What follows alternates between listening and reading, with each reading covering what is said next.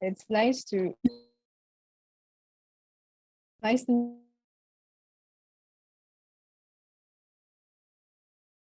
meet you virtually. Nice to meet you.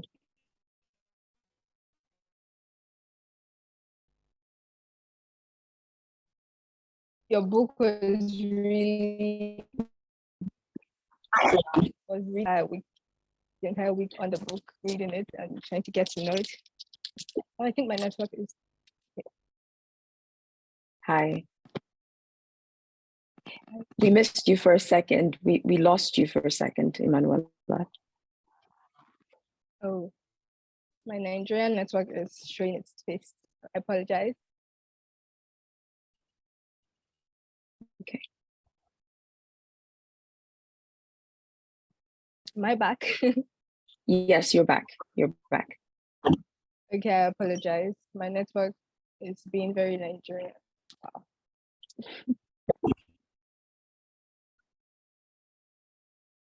Okay. Can everybody hear me now so that I can get started? Okay, thank you. Thank you. So,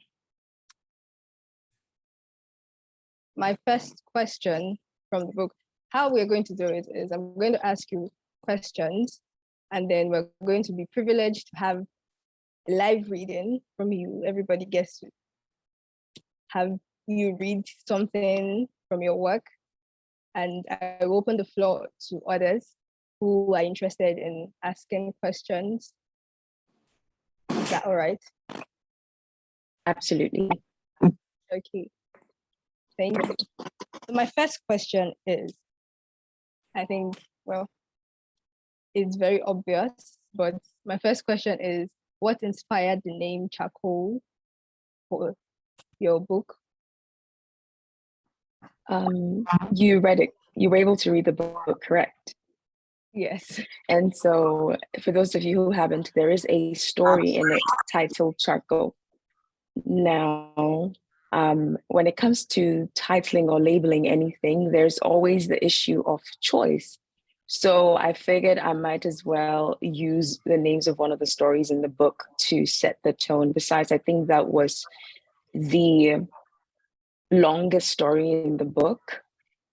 And so I figured I might as well just use that. I haven't seen anything like that before. I haven't seen anybody title anything Charcoal. However, I was also inspired by, what's the name of this artist? Nnedi Okorafor. I read her book, Kabu Kabu Driver, which is also an anthology.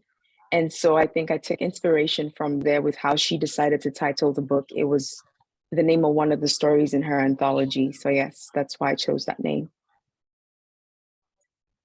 That's very, very inspiring. And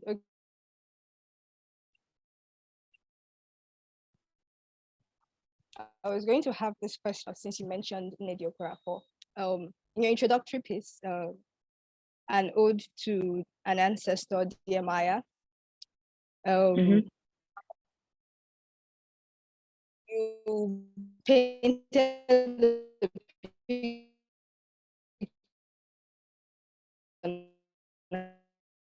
how she inspired you, how presents such like her. So I'm going to ask, how was it like when you first discovered her works?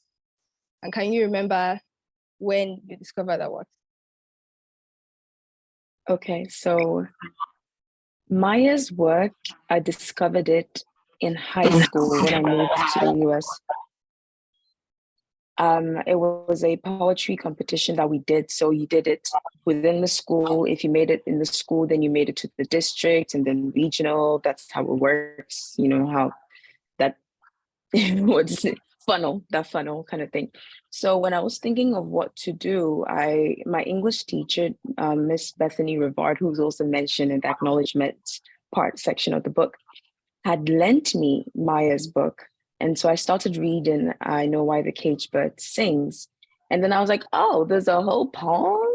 Okay, bet, I'll do this. When we competed in school, there was another student who did the same poem. So there were two of us doing the same thing, which meant it was real.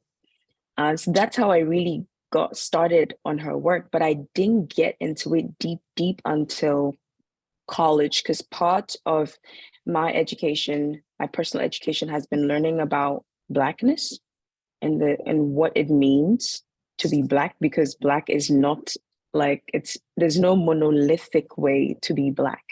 It's very diverse. And so as an African immigrant in America right now, learning about what the Black experience here is, as well as figuring out how I fit, how I unfit, things I've learned, what I'm unlearning, learning that there are multiple sides to being a person, a human, and sometimes these parts contradict, they conflict, they don't always make sense. So it's the constant grappling with what it means to be human, what it means to be a Black woman, what it means to just exist, what it means to exist, essentially. So when I took my time to read Maya's I Know Why the Caged Bird Sings, it gave me a lot of insight on her and how complex it was, because it's easy to assume, based on what we know of people, that everything is so clean. In that book, Maya was very vulnerable. And when I was like, oh, okay, it's not that clean, it just, I guess, gave me a bit of respite in being okay in my uncertainty as I figure out this whole thing about what it means to be a human, what it means to be a Black woman, what it means to be a Black woman in America, and what it means to be a Black woman from a perspective that will not always make sense to certain aspects of Blackness in this space. Thank you very much for sharing that to all of us. Thank you. Okay, so my next question is, how long did it take to complete Charcoal? I'd been working on it for a while. So Charcoal had been going on bits and pieces. I've been writing for as long as I can remember. It's one of the things that grounds me. And at some point, I just had to be like, we need to put out something. I'm very notorious for doing work and then just leaving it there. And so Charcoal was just bravery unfold, because I decided, you know what? I'm doing this for me. I'm doing this for me.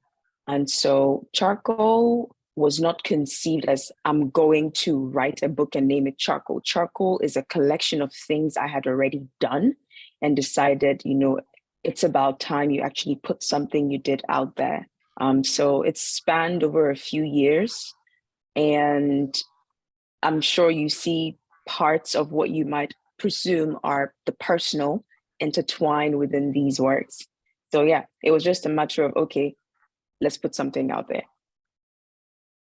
Okay, you answered another question already when I was going to ask if it was a compilation or if it was a project work.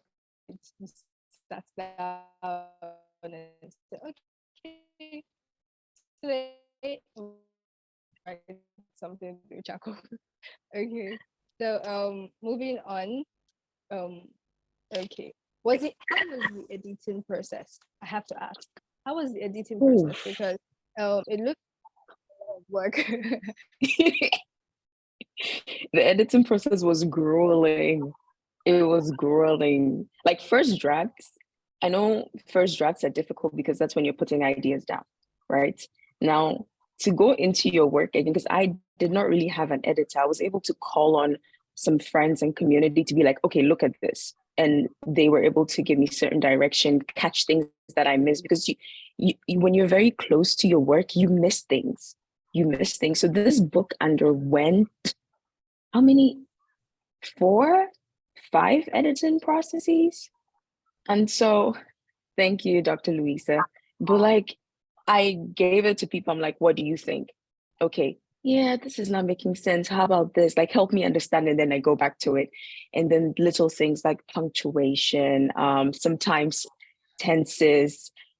At the 5th point, because I worked with a friend who's also who helped with illustration, when we're doing the last, he's like, I'm like, I promise this is the last one. Because every time we did edits, it had to reflect in his the book design.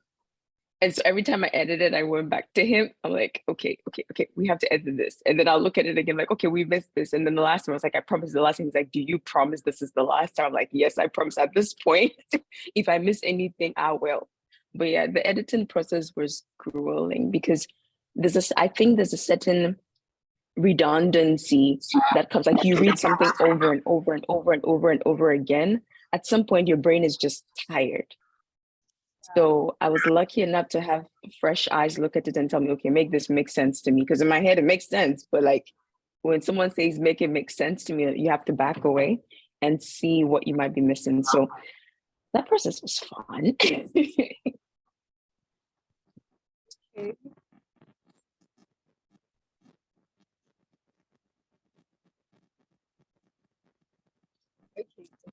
Before we move on, I'd like you to read something, anything from the work for us. Okay. So it's always a bit of a tough decision trying to pick what I will read. I will be reading an excerpt from Moon Song, and that will be, I'll just start from the top. So Moon Song.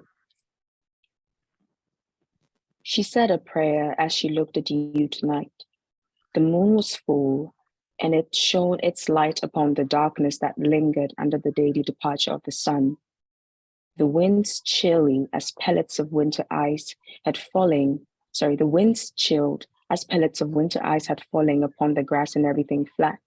She looked outside her window, cracked gently as she pulled the black curtains that hung at its mouth.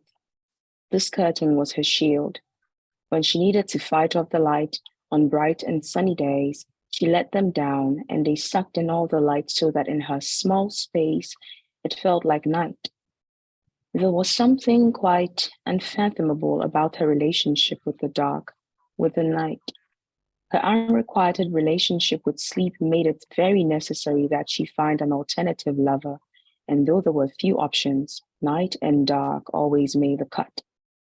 Away she drew the black curtains, peering through the slight cracks in the windows as the gush of cool, piercing winter wind rushed in like a criminal escaping from prison onto her face.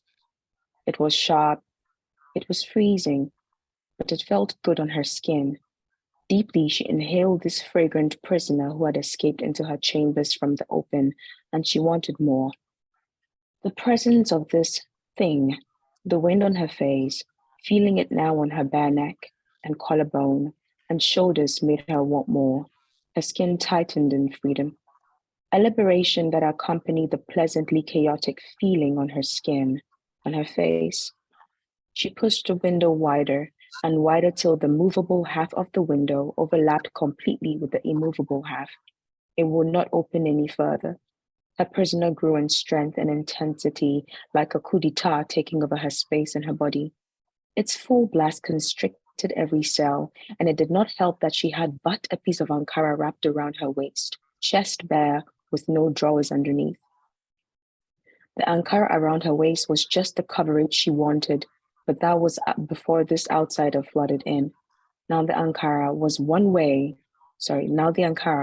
way she showed her loyalty to a part of her identity, was too thin, and she felt her abdominal walls contract, sending a single drop of urine down the inside of her thigh.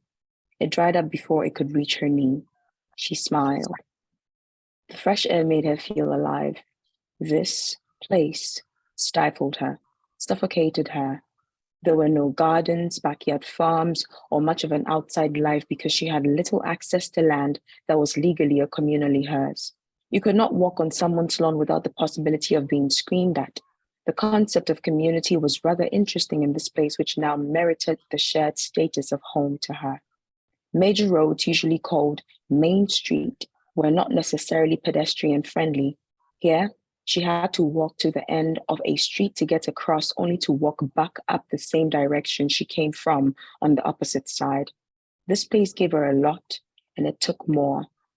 The air was binding. It was tight. The chain-tight constriction, despite the plenty of this place, provided a painful solitude, with silences so loud many minds died on their way to their salvation of the dream. To deniable degrees, it was the norm of this place for sanity to be in dismay. At this point, however, none of these thoughts and troubles mattered. By this blessed window, where her body fought the chill to keep blood circulating, her eyes searched for something. Sending her gaze beyond the tree that stood peacefully from her window's view, across the street and in front of the opposite apartments, she searched. She searched for her comrade. She searched for her friend. She searched for the moon. Hello, moon. Where are you? Thank you very much. That was really beautiful. And before I open the floor up to others who might have questions, because I still have a few questions, I have to ask this. It has to do with this piece also. Yeah. I could see a little bit of the theme of being in a foreign land. I could see it in charcoal, see it in moon song, and I could see it in the water breath. Sorry, water breath. So breath. Sorry, I could see it there. Were these stories inspired by your experiences in living in the US? Yes. Yes. They, in the introduction, I did say that I put my sensitivities into my shit because I think every artist, for work to be good, there have to be pieces of yourself. Every piece of work created by an artist holds at least a sliver of one's soul. You cannot, in any way, shape, or form, create work that is true if it doesn't have pieces of yourself in it.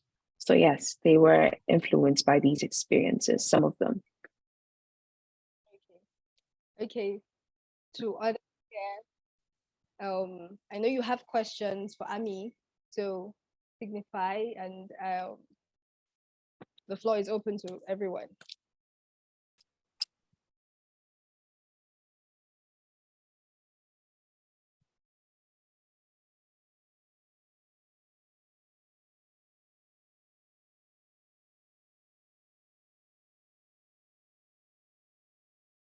So while we're waiting for people to ask questions.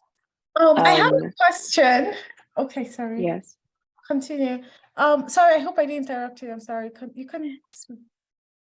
No, I was just going to find a place filler for us while we were waiting for questions. Okay, yeah, I have a question, but before I ask it, I want to say that I'm excited to be at this reading and this store. I thoroughly enjoyed listening to you read your beautiful work from your beautiful book, sorry. I love the language, like you have this very grasp of language, poetic language. But I also want to suggest that people who are too shy to speak can actually compose their questions and put them in the chat, and we'll pick them up. And it will also help us with the draw. At the end of the book tour, we're going to have a draw. And we'll pick like a couple of winners, but we'll pick from like a pool of participants. And the more you participate, I think the more your names will be put in, the more slots you have in the pool. So like you can put your names on the, you can put your questions in the chat. So now my question for me, it's about Blackness. It's also like something I'm fascinated with, the idea of Blackness in America. What does it mean? Like you said, Black people, sorry, aren't a monolithic group. And I'd like to ask you what kind of research you did into Blackness besides your experience. Did you read any works of theory? Maybe Marcus Gay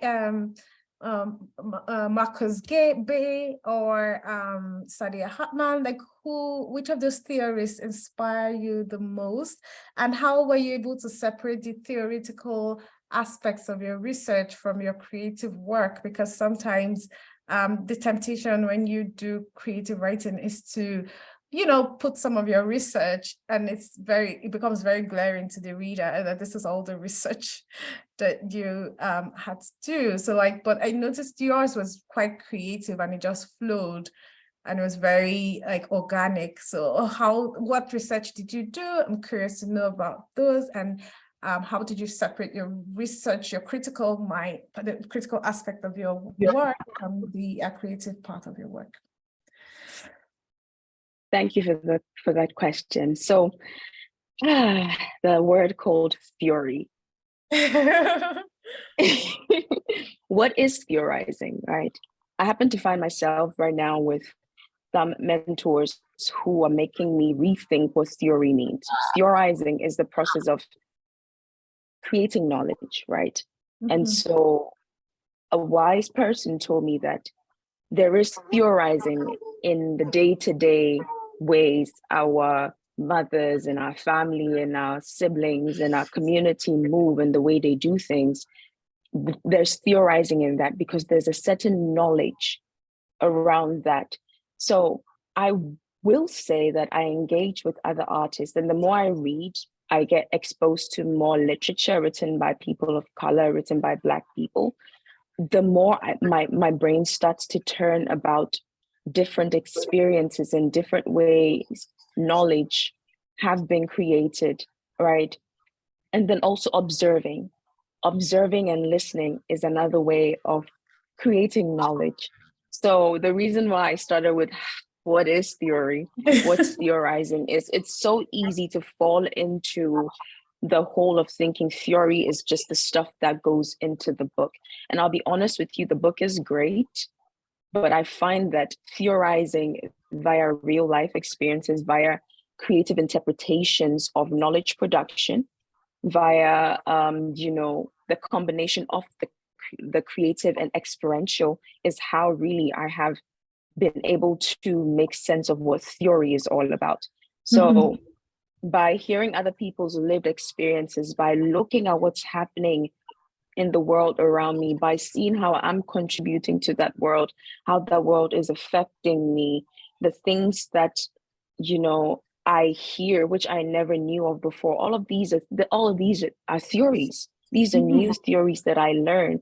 And so part of writing this book was pulling on all those forces. And the language I speak most effectively is the creative language, is the language of art.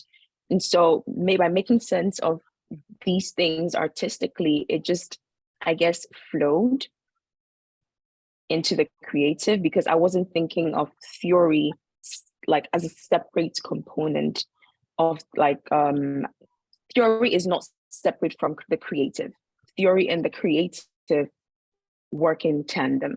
So I think that's what really helped, because I wasn't thinking, critical theory, one side, creative, artistic, the other side. They just had to have a marriage from the beginning. And when theory stops making sense, there's no need for it. Thanks for that, Umi. You're welcome. Thank you very much.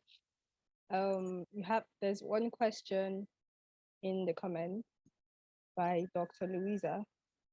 She says, "Hi, I'm really impressed by you and your dedication to writing. How are you able to fund the publishing? This is the challenge of many young and emergent writers." It goes on. "Secondly, what are your marketing plans? Because publishing is one thing and getting the book sold is another." You have asked the story for the gods.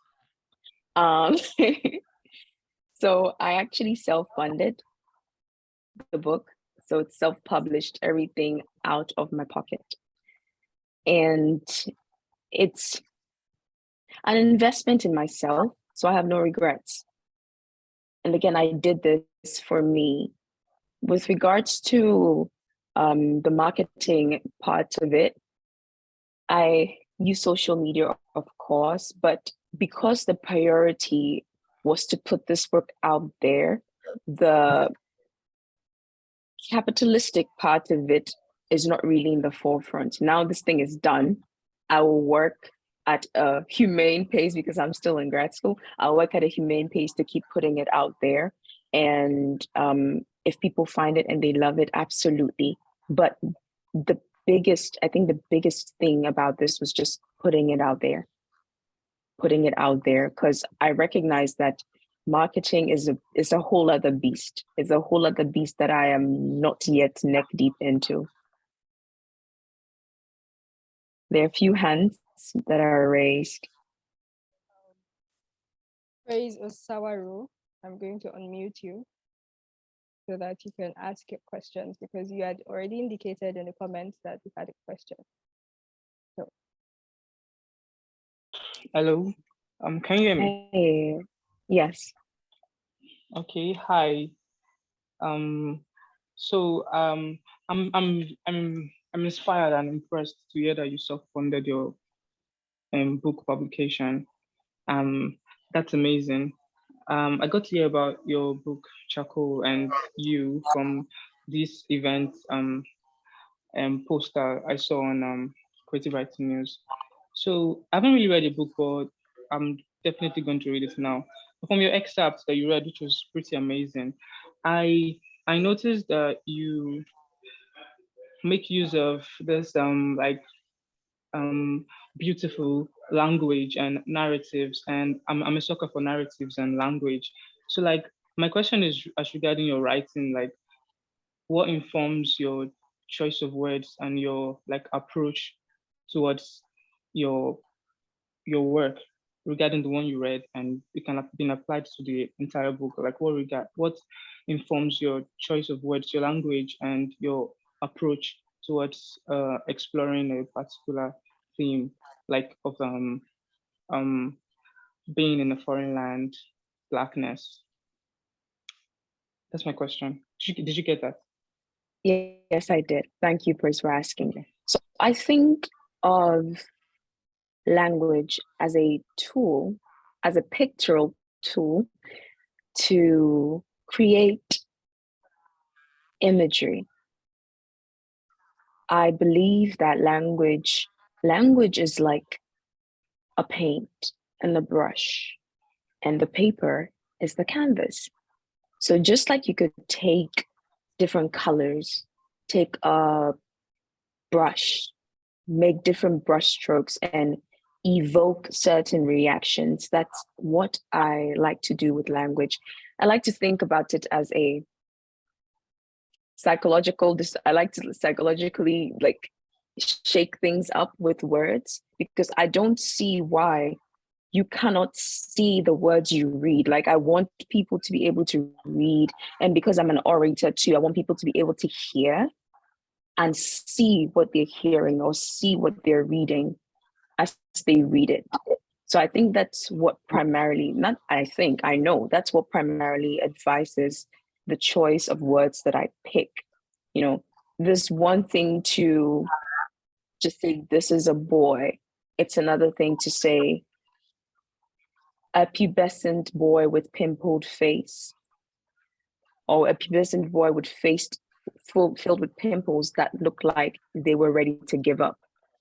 Your mind starts to turn and you start to imagine, what does that look like? And so when I pick words, it's about what picture can I paint with these words? That's really what advises my choice of language. Does that answer your question? Sorry. Yes, it does. But I also asked about like your approach towards your work. But from what you've said, it seems you take a personal perspective towards your writing. Am I right?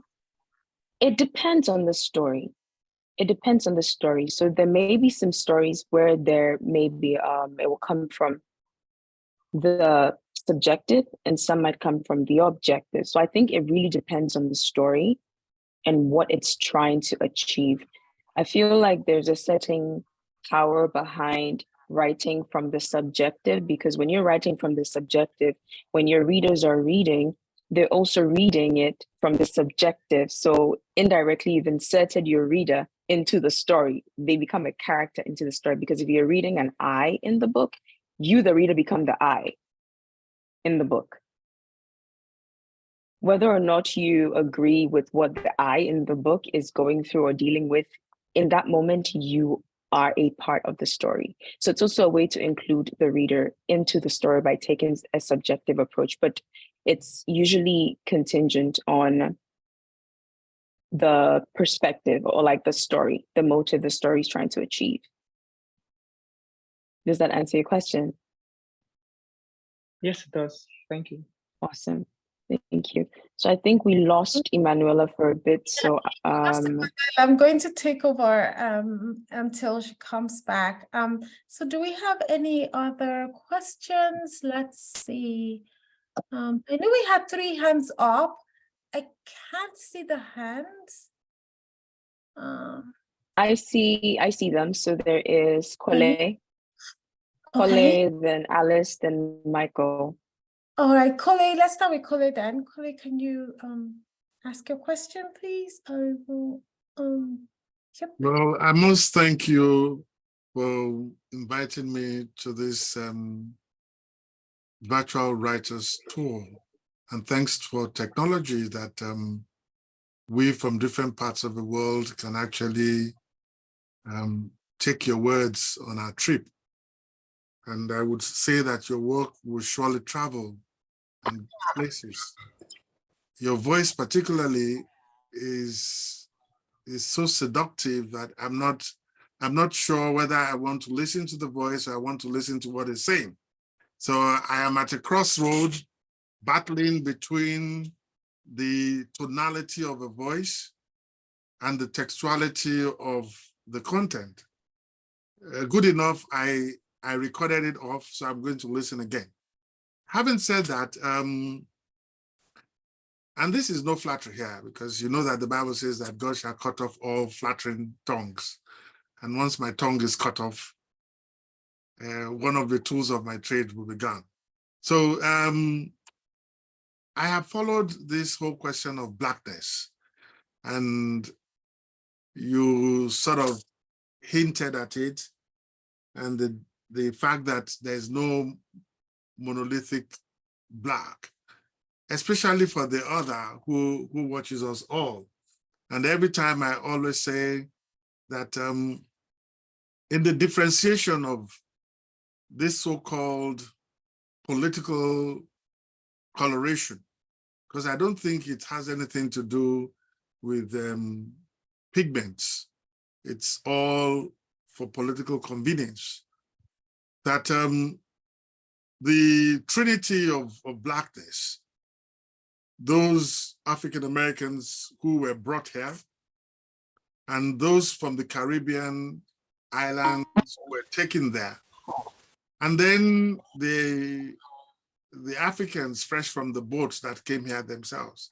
I wonder whether in these convenient divisions, you have faced any kind of hostility from any parts.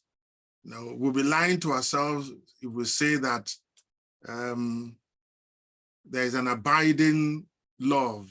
That's a good reason why the man sang, "One love keep us together."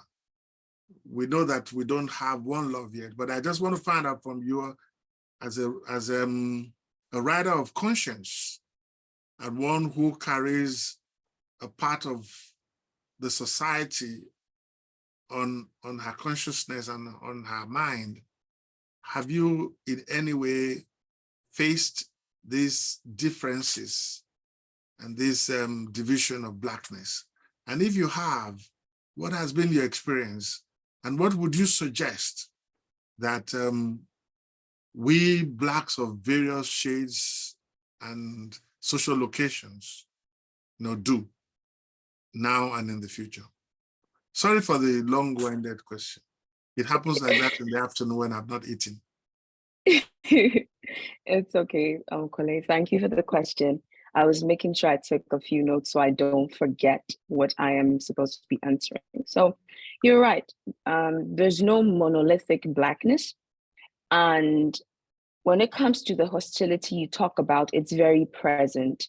Part of it, we all know, is as a result of the kinds of narratives that are propagated about us to each other. Let's be real. It wasn't really until recently that certain narratives of Blackness were shown.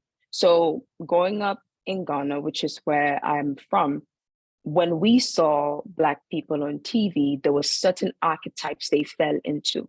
So as an immigrant, unless you know Black people outside of your community, let's say outside of your country, if you're African, and you interact with them and get to understand the day-to-day lives that they live, your perception or your understanding of what Black people in America are and what you see on TV, that's all you know. And then you come here and then you start to realize that, oh shit, it's far from it. But there is a certain power behind narratives, and narratives are driven with certain objectives in mind. A mentor told me this quote, which let me try to find, but it paraphrases into the biggest thing that was succeeded to being done to us as Black people was making us afraid of each other. And so when it comes to the hostility, it's internalized because the kinds of narratives that are shared to each other about each other end up being the only narratives we know. So it takes very conscious effort, but effort first takes awareness. First, you have to be aware. You have to become aware that outside of what you know, there is more, right? So there is more. And now after you know there is more, are you interested in learning what this more is? So the separation is about the fact that, let's be real, many of us are just very mutually ignorant about each other as Black people. We're very mutually ignorant. And so when we don't know about each other, automatically there's a separation. And what do we do to things that we don't know? We fear things we don't know. There's a paranoia around the unknown. And of course, it's valid. If you don't sure about something, you have to protect yourself. You have to protect yourself when you don't know about something, when you're afraid of something. So the hostility, I'll say, has been internalized. And I think for me, the biggest form of this violence that I have experienced would be navigating the cultural spaces. Like, certain things are done certain ways in different places. So in Ghana, things may be done differently, and you come into this space and things may be done a certain way that doesn't make sense to what I'm used to. But there's a reason why people in this country who are ancestors of Africans who were brought over, who were enslaved, there's a reason why they might move a certain way. And that's because they've had to survive certain things here. So it's been that constant grappling with being who I am outside of a space that's familiar and reckoning with what that will mean. So honestly, I think the first step, and we're not going to fix this problem overnight. It's not a problem that will be fixed overnight. It's not a problem that might be fixed in our lifetime. It probably will be something that all of us on this Zoom will die, and our kids will still have to deal with, because it boils down to what narratives do we know of each other? What narratives do we understand? What narratives have we internalized about each other? But the first step is to first be aware that what we know is just a fraction of what actually is. And then when we're aware, be intentional about learning about each other. And it won't always make sense, but be intentional about learning. The word here is try. All we can really do is try, and try from a place of openness and honesty, and realize that sometimes even your good intention in your trial will not translate that way, but you try anyway. Education is painful. It's very painful, but all you can do is try. Kole, I hope I answered you. Yes, you did. Yes, you did. Thank you very much. Thank you. So yes, Emmanuella is back.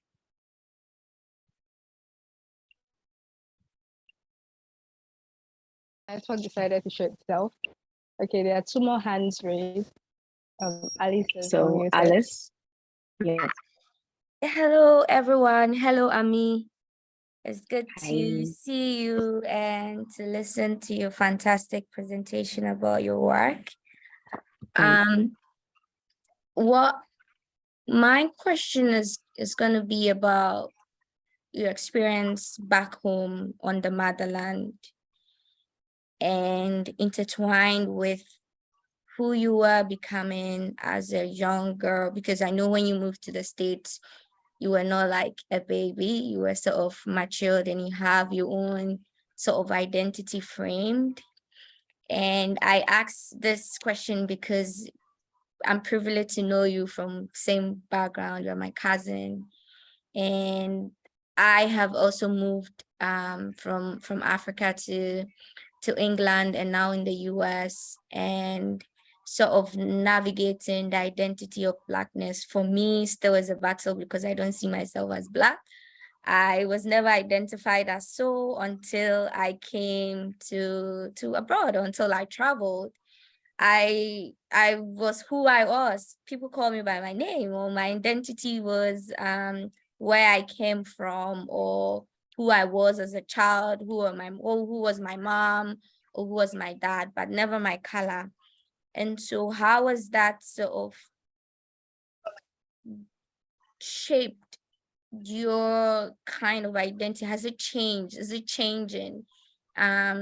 What difference do you see and stuff, and how has that changed the narrative we find in Chaco, and how would that evolve in who you are becoming as a creative, as a writer, as a young woman, in quotes, as a person of color, if you identify yourself as a Black woman? So yeah, that's my question. Hey, thank you for coming. And yes, that's my cousin. So you're right. Coming from a country that's predominantly Black, I would say your identity was who your parents are, what part of the country are you from, what's your ethnicity. You know, these are the things I usually identified with. Now, moving into a space like America, what happens is Blackness becomes very obvious. It's the first identifier. But once that becomes a thing, it made me a lot more conscious of so many things that have been happening that are easy to miss when I'm back home. And you could call that a blessing or a curse, because sometimes ignorance is bliss, right? But when you are in a place where it's very obvious the positionality that you hold, being in America, Black and brown people are almost always in the margins. That is no news. So you know what time it is. All the things you're dealing with, all the things you're fighting are in your face. It makes you think, it makes you very aware, it makes you hyper vigilant. And the thing is, all of the things that are happening in this space, there is an interconnectedness to the things that are happening on the continent. So on the continent, you're realizing, why are presidents corrupt? Why is this happening? Why is that happening? Why is this happening? And then you realize that, okay, yeah, Blackness is not monolithic, but there are certain threads that weave Black people all around the world together. And these threads are not things that can be severed. So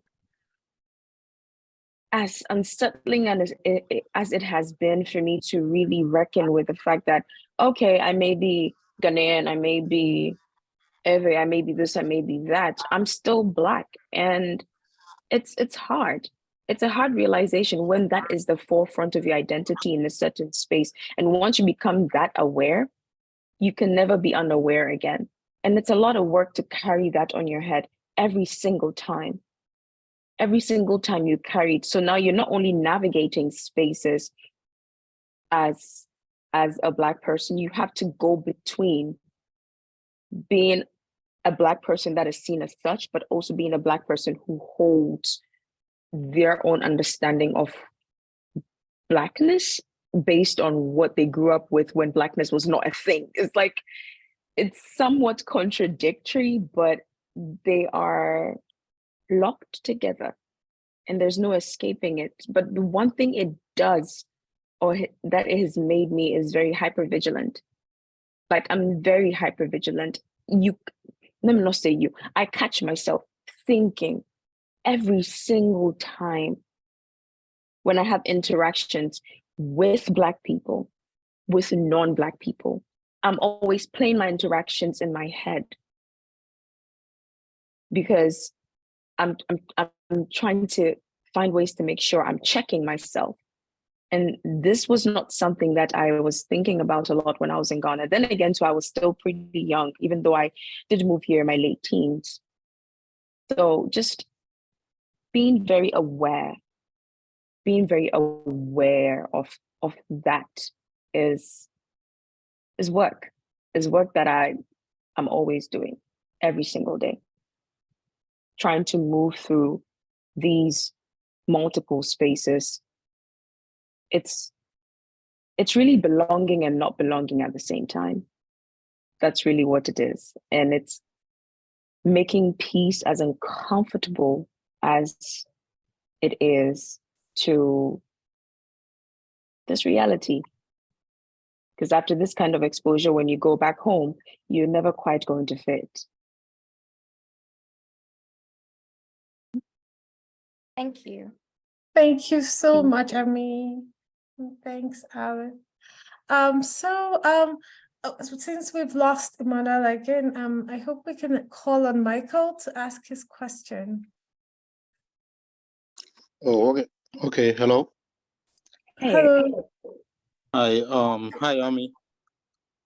This is Hey. Michael. As you know, I just want to congratulate you on this like milestone. You know, this is very big win for you, and not you alone, but also to the whole Black community in general. You know, Thank you. yeah.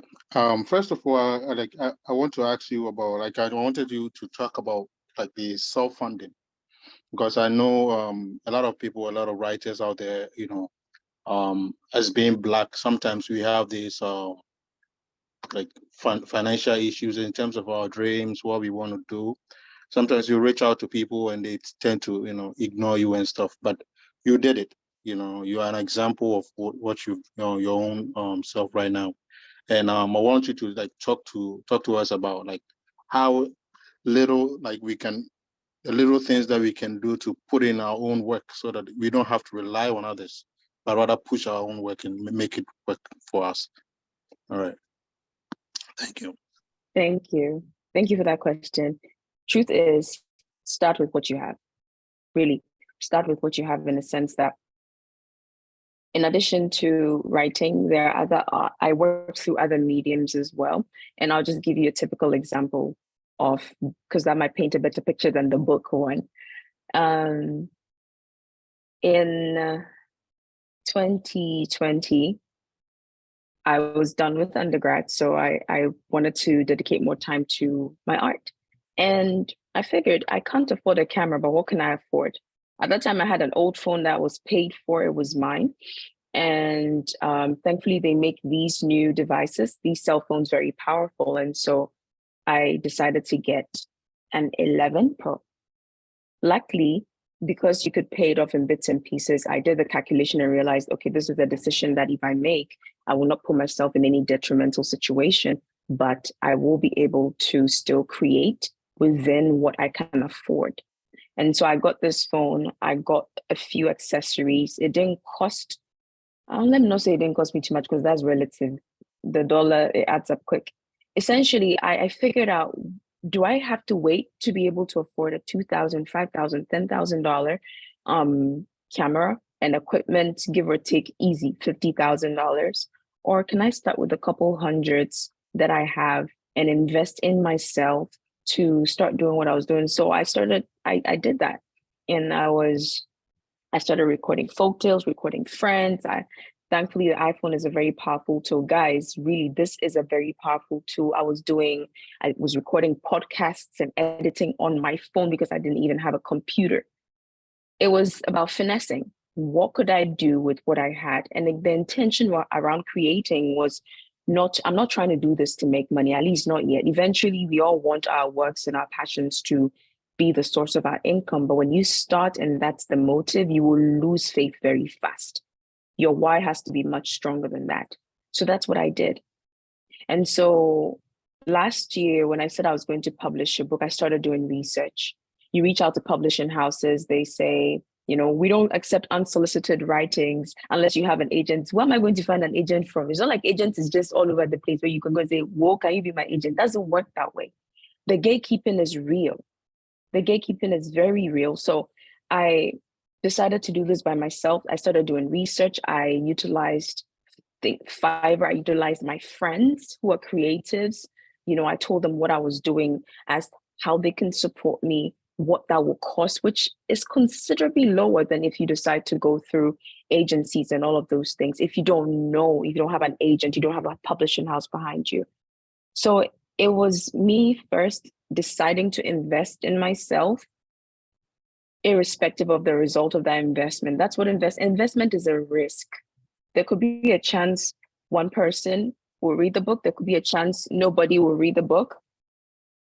But it was a risk I was willing to take. So first, be willing to risk in yourself, like to take that risk of investing in yourself. And then I did.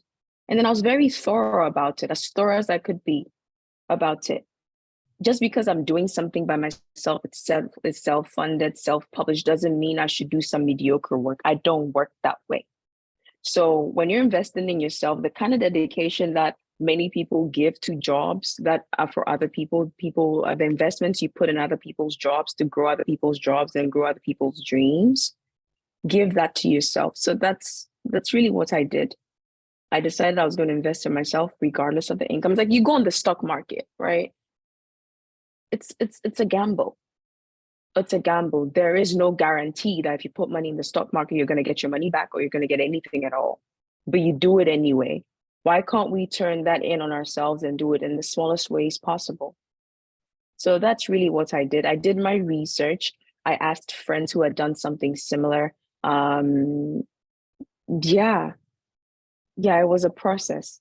But bottom line is I chose to invest in myself regardless of the outcome. And that's what I did. All right, thank you. You're welcome.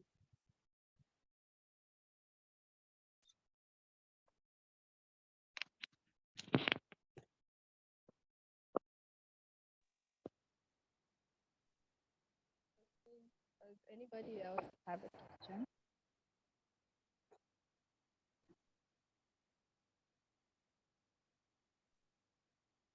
Anybody else? He has a question. Okay. You can go ahead, please. It's really not a question, it's coming off from what has just been said. How, Jesus was today is a Sunday, so we can talk Jesus. He was a sacrifice, he self-sacrificed so that others may be able to publish their lives in love. And I was just wondering that now that Amy has gone through that path, what would it be to begin to think of a Black people publishing collective or cooperative, whereby at the end of this, those who are interested will form a small group and share ideas to make the books come out. And Amy will be benefiting from the fact that once you don't go to the home of old people and do nothing. You would always do something.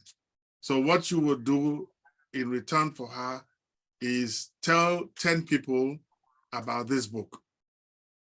So for you to join the cooperative, you must send a pledge to tell at least 10 people about her book, and then you can join and share from her knowledge and her mentorship and guidance without too much hassle. And all those who have ideas, because, you know, they always say that, again, returning to the question of Blackness, that Black people are very good at talking, but they do not like to do much.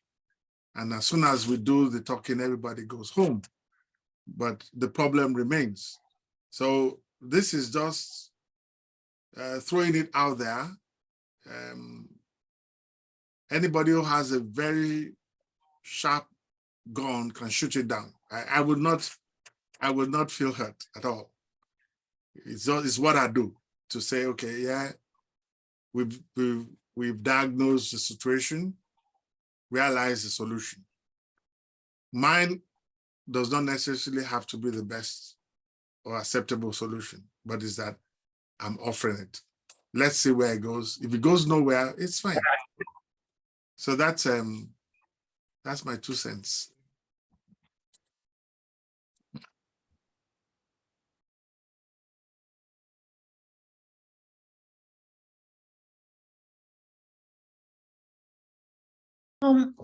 In the absence of any questions, I'd like to give an announcement. So the book tour will continue on creativewritingnews.com. I've put a link on the comment section. You're welcome to, continue the tour on the blog. You can put your comments, your Q&A, your questions, your comments, and enjoy more readings on the blog. And we'll also we'll pull names from the comment section and add them to the poll for the book giveaway. We'll use a randomizer online and pick a couple of winners, and we'll contact you via email to tell you whether or not you won and how we'll send you a copy of the book. But also, I want to echo something Kola said. Please reach out, tell 10 people about this book, invite them to join the tour. There are more readings on the blog, and you'll also find links to links to Ami's website where you can actually purchase a copy of the book as a gift to someone who's probably figuring out how to be Black, because it's quite a journey and things like that. Well, I'm actually learning how to be Black because I'm new here in New York. So it's an important book to have, and it's an important resource for anyone. But people who are on the continent who don't even know they are Black, and people who are still thinking, what, I'm Black? I think that's where I will stop. Please head over to the blog to continue this conversation. Someone also has a question, Majid, but I think Ami can choose to answer, but we're, I think, out of time. So. Oh yeah, it's a simple question. Should we be expecting any more work? The plan is to keep writing and keep bringing out work. I don't like to rush the process, and so I cannot give a definite time, but just know that I'm definitely writing, and the plan is to put together more work, which I'll be able to share with everyone. So I think I'm just understanding what charcoal means as charcoal. That it was not even intentional. Like, there was no thought around charcoal and Blackness. It had none. I just happened to pick, it's the name of one of the stories in the book, so I just happened to pick it and make it the book title because I figured, why not? But yes, I'm going to be working on more writings. I just don't have anything definite to give right now. So yes, read interpretation, exactly. So another thing is, I don't know if it was mentioned, the book is very accessible because if you get a copy, you also get access to the audiobook. So there is the audiobook, which is a QR code in the regular book. So if you are one who prefers to listen to the books, you have access to that. It was something I thought was very important, accessibility.